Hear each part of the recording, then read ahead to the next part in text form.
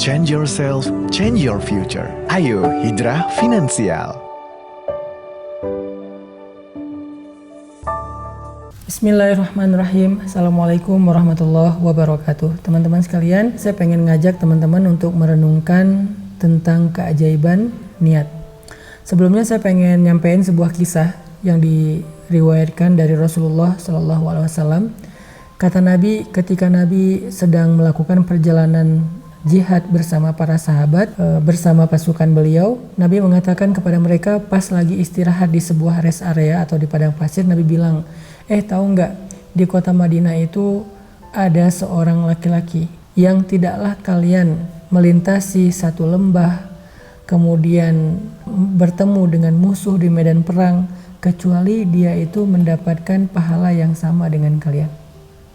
Jadi di kota Madinah ada seorang laki-laki yang setiap kali kalian melewati lembah, melakukan perjalanan yang susah, melelahkan, bertemu musuh, berjihad, kemudian kalian terluka dan segala macam, maka dia mendapatkan pahala yang sama dengan kalian, walaupun dia nggak ikut bareng dengan kalian. Para sahabat heran, ya Rasulullah, man hadzal rajul, siapa laki-laki ini? Kok enak banget, nggak ikut berjihad, nggak ikut susah payah, nggak ikut berkorban, tapi pahalanya sama. Kok bisa? Siapa dia ya Rasulullah? Kata Nabi, dia adalah laki-laki yang punya niat yang kuat di hatinya untuk ikut bersama dengan kita, tetapi dia terhalang oleh sakitnya. Dia adalah laki-laki yang punya niat yang kuat, pengen ikut jihad, pengen ikut membela Nabi, pengen ikut memenangkan agama Allah, tapi dia nggak bisa ikut. Kenapa? Karena habasahul marad, tertahan oleh sakitnya. Ini hadis disampaikan oleh banyak ulama tentang keutamaan niat.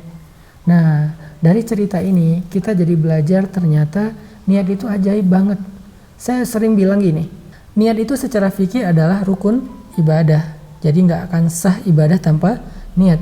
Tetapi buat saya bukan hanya itu, niat bukan hanya rukun ibadah, tapi niat itu sendiri adalah ibadah. Niat itu sendiri adalah amal solih.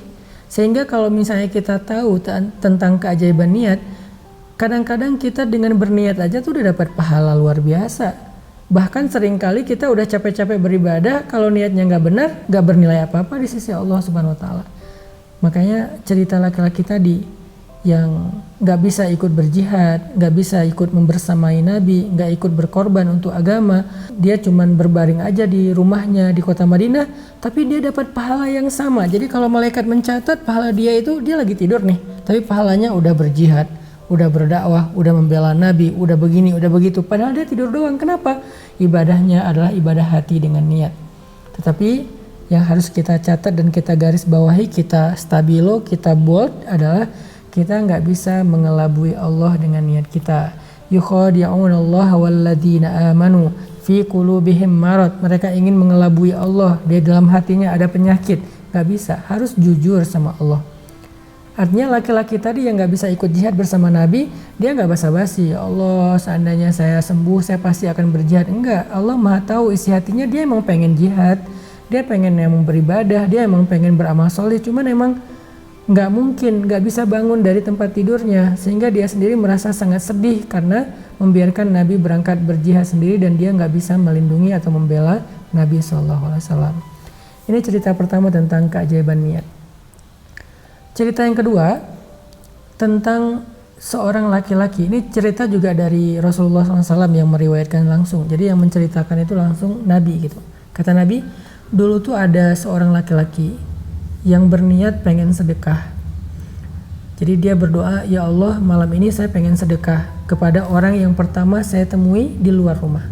Sehingga akhirnya dia keluar dari rumah membawa harta sedekahnya. Pas keluar rumah ketemu dengan seorang laki-laki yang lagi lewat, lagi jalan. Dia bilang, ya fulan berhenti sebentar, ini sedekah untuk kamu. Laki-laki itu tersenyum dan bahagia langsung pergi. Keesokan harinya orang-orang pada heboh bilang, semalam ada seorang pencuri dapat sedekah. Laki-laki yang bersedekah ini kemudian jadi sadar ternyata semalam dia memberikan sedekah kepada seorang pencuri. Sehingga dia ngerasa, aduh salah nih sedekahnya, salah target kepada pencuri. Berarti nggak berpahala dong. Sehingga malam kedua dia berdoa lagi. Dia bilang, ya Allah malam ini saya pengen sedekah ke orang pertama yang saya temui di luar. Semoga malam ini saya menemukan orang yang berhak mendapatkan sedekah. Akhirnya dia keluar, ketemu seorang cewek yang lagi jalan. Dia bilang, Mbak tunggu sebentar, dia kasih sedekah. Ini sedekah buat Mbak. Perempuan ini kemudian merasa bahagia, senang, dia tersenyum, dia bilang makasih, pergi. Terus besoknya orang-orang pada heboh bilang malam seorang perempuan pezina mendapatkan sedekah. Sehingga laki-laki ini jadi sedih lagi gitu, kecewa, aduh sedekahnya salah lagi nih. Akhirnya malam ketiga dia berdoa, ya Allah mohon malam ini saya pengen memberikan sedekah kepada orang yang paling berhak, bimbing saya ya Allah. Akhirnya pas dia keluar rumah ketemu seorang laki-laki lagi lewat, dia kasih aja sedekah, ini sedekah buat Anda, makasih. Pergi aja laki-laki tersebut dalam wajah yang penuh rasa gembira, bahagia dan terharu. Besok paginya heboh lagi, orang-orang bilang semalam seorang laki-laki yang kaya, yang kikir dapat sedekah.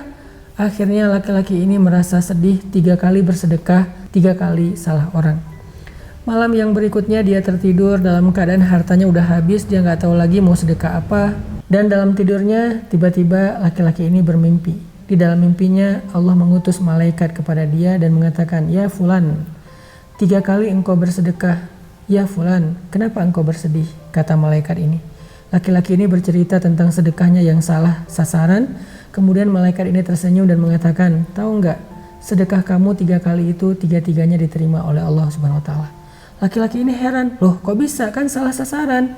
Apa yang membuat sedekah saya diterima oleh Allah, wahai Tuhan gitu. Kata malaikat, sedekah kamu yang pertama kepada seorang pencuri telah menghalangi dia dari mencuri karena dia mendapatkan apa yang dia butuhkan.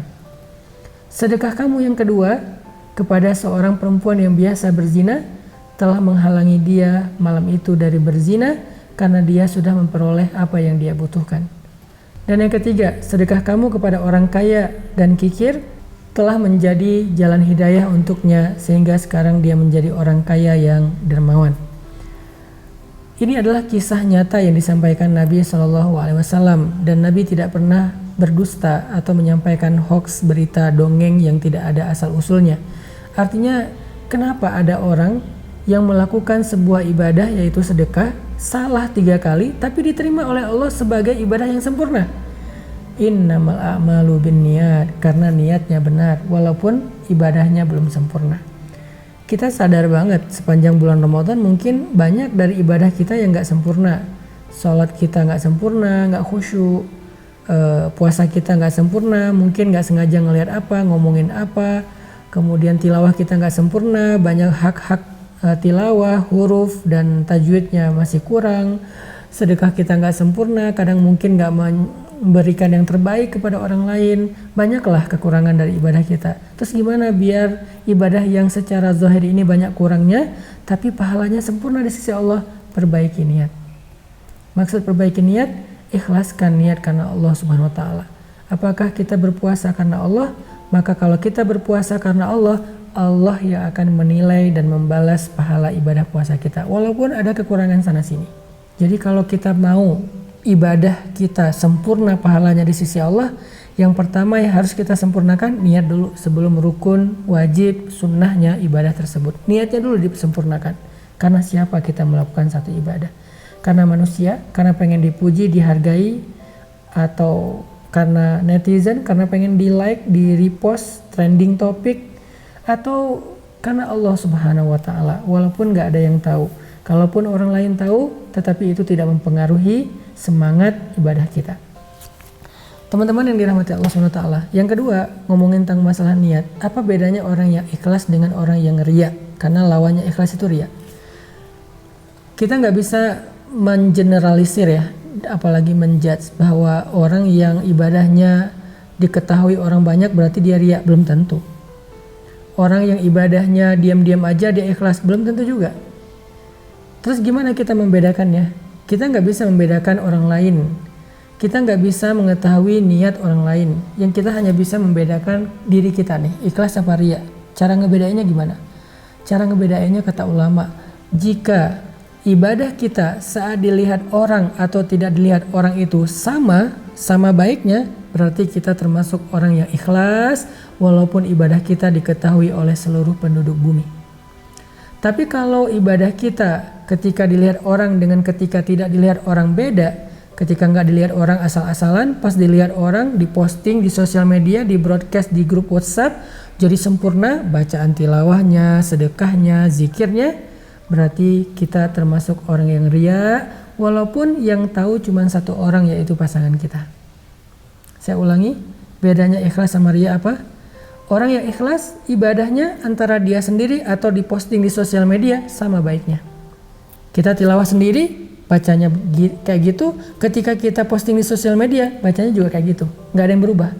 Tapi kalau kita pas tilawah sendiri bacanya asal-asalan, sedangkan pas di sosial media kita lantunkan dengan suara terbaik, seolah-olah kita qori juara internasional, berarti kita ria. Jadi orang yang ikhlas, ibadahnya antara sendiri dengan dilihat orang lain sama baiknya. Orang yang ria, ibadahnya beda ketika dilihat orang lain atau tidak dilihat oleh orang lain. Sehingga ada orang yang ketika dia beribadah cuman satu orang yang tahu yaitu pasangannya, tapi dia bisa menjadi orang yang ria. Ada orang yang ketika dia beribadah banyak orang yang tahu karena emang ibadahnya di tempat umum, tetapi bisa jadi dia adalah orang yang ikhlas. Kenapa? Toh ketika dia di rumah pun dia seperti itu. Tapi orang yang tadi, yang pamer, yang ria kepada pasangannya, kalau pasangannya nggak ada, dia akan beribadah asal-asalan. Makanya coba kita renungkan masing-masing, kita ini ikhlas apa ria? Coba kita tanyakan pada diri kita masing-masing. Kita ini kalau beribadah secara offline atau secara online, sama nggak kualitasnya? Kita ini kalau beribadah sendiri atau rame-rame, sama nggak kualitasnya? Disitulah jawabannya, ikhlas atau ria. Barakallahu fikum.